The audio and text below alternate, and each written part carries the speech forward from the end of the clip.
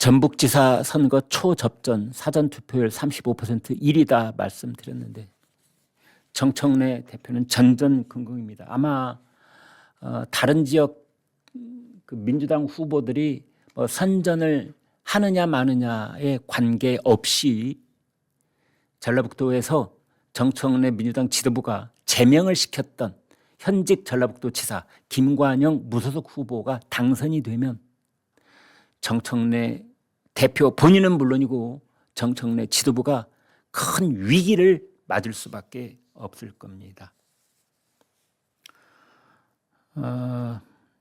지금 민주당 공천을 받은 사람은 이제 이원택 후보인데 전북이 사전투표율 35%, 35.05%로 1위를 차지한 것을 보고 이원택 민주당 공천 후보는 민주당 지지층이 총결집 중이다 이런 말을 했고, 반면에 김관영 무소속 후보 측은 민주당 거수기 노릇을 더 이상 하지 않겠다는 전라북도 민심이 모이고 있는 것이다 라고 말했습니다.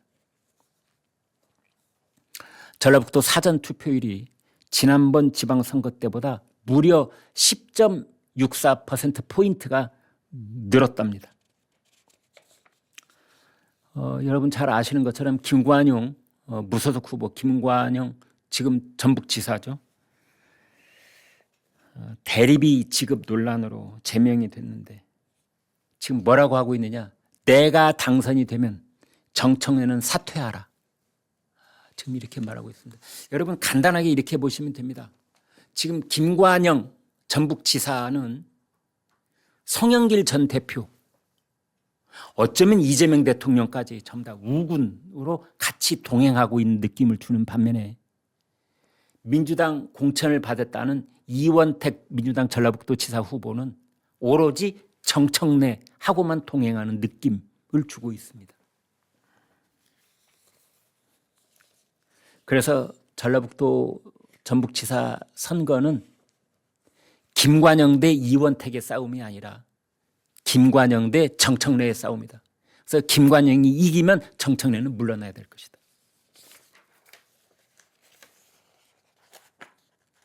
김관영 후보, 도민이 선택한 후보를 부정했던 그 오만함에 대한 강력한 의사표시가 전국 최고 사전투표율로 나타났다. 그런가 하면 이원택 후보 캠프 쪽에서는 김관영 후보는 현금 살포를 했기 때문에 당선이 되더라도 나중에 당선 무효형 가능성이 있다. 이렇게 또 맞받아치고 있습니다. 전라남도에서도 투표율이 굉장히 높은데요. 사전투표율. 일부 기초단체장에서 무소속 그리고 조국혁신당 후보가 선전을 하고 있습니다. 그래서 정청래 지도부가 이끌었던 민주당 공천에 이번에 호남이 만만치 않게 반발하고 있는 것 아니냐. 지금 그러고 있습니다.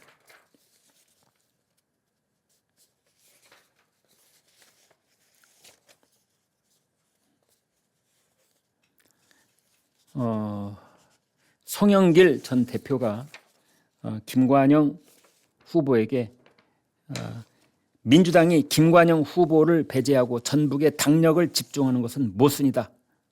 현재 접전이 벌어지고 있는 평택을 재보선에 당력을 더 집중해야 된다. 이러고 있다고 합니다. 네, 오늘 저희가 준비한 내용은 여기까지 여러분 공유했고요. 경기도 평택을에 대해서는 지금 계속 나오는 얘기가 민주당하고 조국당, 여기 민주당이 김용남, 조국당이 조국, 이 두 사람이 단일화하는 것은 거의 불가능해 보인다. 반면에 국민의힘의 유이동 후보하고 그다음에 자유와혁신 황교안 후보는 막판 단일화의 가능성이 남아있다. 따라서 유이동, 황교안, 유이동 두 사람이 오늘 내일 사이에 단일화를 하게 되면 그러면 경기도 평택을에서 국민의힘 유이동 후보의 당선 가능성이 매우 높아질 수 있다.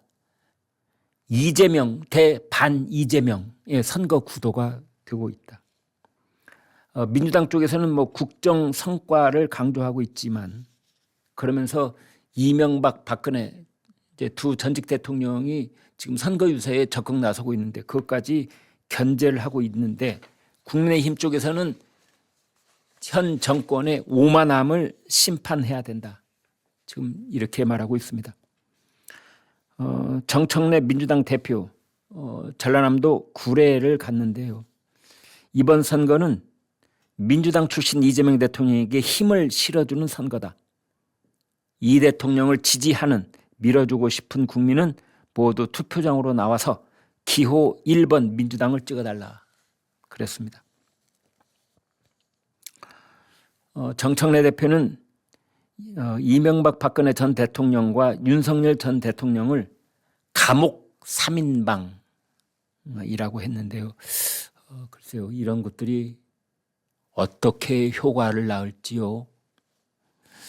정청래, 이재명 대통령 시대가 왔는데 지금이 어느 철이라고 윤, 이, 박이 돌아다니고 있다. 글쎄요, 이렇게 말을 하면은 중도층에 있는 유권자들은 어떤 생각을 갖게 될는지요. 이재명 대통령 시대가 왔는데 지금이 어느 철이라고? 지금이 어느 철이라고? 감옥 3인방 따위가 지금 돌아다니고 있어? 뭐 이런 지금 뉘앙스로 말을 했지 않습니까? 지금이 어느 철이라고? 이재명 시대가 왔는데 제가 오늘 왜 자꾸 이명박 전 대통령이 지금 적극적으로 선거 유세를 오늘 서울에 온다는 거죠. 하다 보니까 제가 말이 자꾸 섞갈려서 죄송합니다. 아무튼 이재명 시대가 왔는데 지금이 어느 철이라고? 감히 이거는 그동안 어떤 사연이 있는지 온 국민이 다 알고 있는데 집권 여당의 당 대표로서 전직 대통령들에 대한 말본세가 대단히 부적절하다는 생각이 듭니다. 이유야 어찌됐건 그리고 자당 출신 대통령이 아니라 상대당 출신 대통령이라고 하더라도 이미 전직 대통령이 돼 있다면 이런 식의 말투를 써서는 안 된다고 저는 생각을 합니다. 이게 바로 점수 깎아먹는 지름길입니다. 오만하게 비치는 순간, 머리를 쳐드는 순간 유권자들의 표심은 등을 돌리게 돼 있습니다.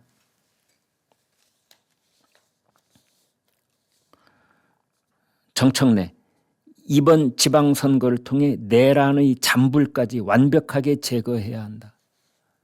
내란의 잔불? 이런 말도 계엄에는 찬성하지 않았던 많은 중도층 유권자들에게 내란의 잔불, 아직도 내란 타령이냐라는 불편한 마음을 갖고 계신 분들은 민주당 쪽 후보 인물이 괜찮은 것 같아 뭐 이렇게 생각했던 분들도 급속하게 국민의힘 쪽으로 돌아설 가능성이 있는 그런 발언을 정청래 대표가 하고 있습니다. 선거 막바지여서 그런지는 몰라도 말이 걷잡을 수 없이 품위를 잃어가고 있고 너무 과격해지고 있고 가령 전직 대통령 뭐 여야 진영을 떠나서 전직 대통령한테 지켜야 될 가장 하한선에 해당되는 그런 품위와 존중마저도 팽개치고 있는 그러한 모습이 아닌가 싶습니다. 장동혁 국민의힘 대표는 사전 투표율이 높아졌습니다. 본투표 투표율도 높아져서 이재명 정부와 민주당이 오만함을 심판하는 국민의 분노가 표로 이어져야 합니다. 투표로 이재명 폭주를 멈춰 세워야 합니다. 반드시 투표해서 이재명 재판을 재개해야 합니다. 세상을 파괴하고 국민에게 고통을 주는 악성 지배자 이재명을 주권자의 손으로 반드시 심판해야 합니다. 이 악성 지배자 이재명이라고 장동혁 대표가 얘기를 했는데요. 이 말은 장동혁 대표가 만든 말이 아니라 이재명 대통령이 선거 포기를 하는 사람들을 이제 선거에 참여하도록 독려하면서 했던 말입니다. 그 말을 되갚아준 것이죠. 잠시 뒤에 구체적으로 좀 말씀드리겠습니다. 아무튼 이재명 대통령이 선거 참여를 독려하는 글을 아주 여러 차례 올렸는데요. 거기에 대해서 국민의힘 최수진 수석 대변인, 현직 대통령이 이렇게 심하게 정치의 선거에 개입한 사례가 없었다. 특정 정당이 항상 우호적인 발언을 하고 야당을 심각하게 폄훼하는 것이 대통령으로서의 정치 중립 의무를 위배하는 것이다.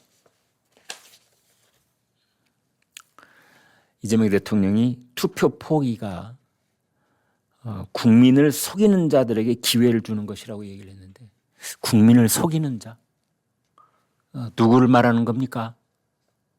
누구를 말하는 겁니까? 이재명 대통령에게 엄히 묻습니다. 국민을 속이는 자, 누구를 말합니까?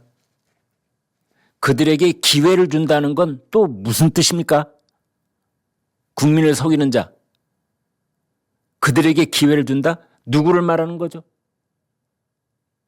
광역단체장, 국민의힘 후보 중에 누구를 말합니까? 오세훈 서울시장이 당선되면 국민을 속이는 자 오세훈에게 기회를 주는 것입니까? 박형준 부산시장이 당선되면 박형준 부산시장을 국민을 속이는 자라고 말하는 것이 되는 겁니까? 누굽니까? 대구시장에 추경호 국민의힘 후보가 당선이 되면 추경호 역시 국민을 속이는 자가 되는 겁니까? 누굽니까 도대체?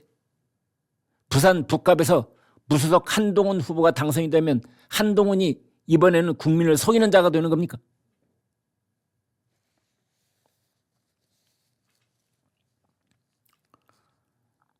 정청래 민주당 대표 오늘 충남 천안에 가고, 또 이재명 대통령 고향인 경북 안동, 울산 방문하고 내일은 서울을 찾을 가능성이 크다고 합니다. 장동혁 대표는 어제 그 2030 세대가 많이 찾는 서울 연남동, 성수동, 강남역 집중 유세를 펼쳤고요. 오늘은 제주 그리고 울산을 간다고 합니다. 장동혁 대표는 뭐라고 했느냐? 이번 선거는 미래 세대의 미래를 지키는 선거다. 2030 미래 세대가 투표장에 나올 수 있도록 더 노력하겠다.